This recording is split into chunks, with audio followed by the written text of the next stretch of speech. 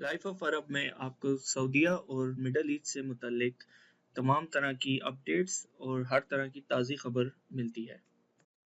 Life of Arab में अब तक की अपडेट के मुताबिक ये खबर आई है कि मिनिस्ट्री ऑफ ह्यूमन रिसोर्सेज जिन्होंने 8 पॉइंट्स इशू किए हैं, वो ये पॉइंट्स हैं कि अ, ये पॉइंट एक्चुअली रिलेटेड हैं जो भी नए कॉन्ट्रैक्ट्स, जो जैसे कि आप लोगों को पता है कि 14 मार्च से एक नया सिस्टम आने वाला है जिसके तहत कफाला ख़त्म हो रहा है और ईयरली या सेमी एनुअली कॉन्ट्रैक्ट्स स्टार्ट हो रहे हैं। ये 8 पॉइंट्स उन कॉन्ट्रैक्ट्स के लिए हैं। पहला पॉइंट उसमें उन्होंने ये दिया है कि इसमें जो जो एम्प्लॉय है उसकी डेट ऑफ ज्वाइनिंग वो लाजमी है, ताकि वो किस डेट को वो ज्वाइन कर रहा है।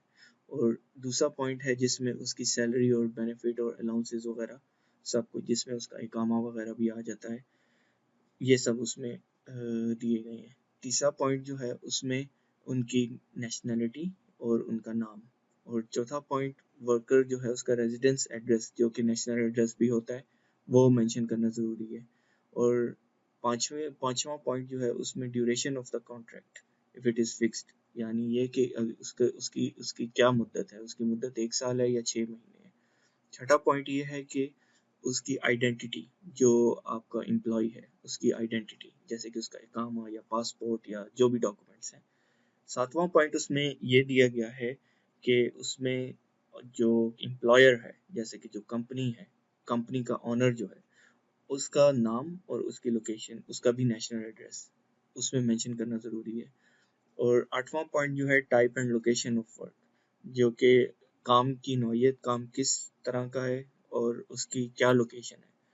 ये सब 8 पॉइंट्स अब मिनिस्ट्री ऑफ ह्यूमन रिसोर्सेज ने मैंडेटरी कर दिए हैं।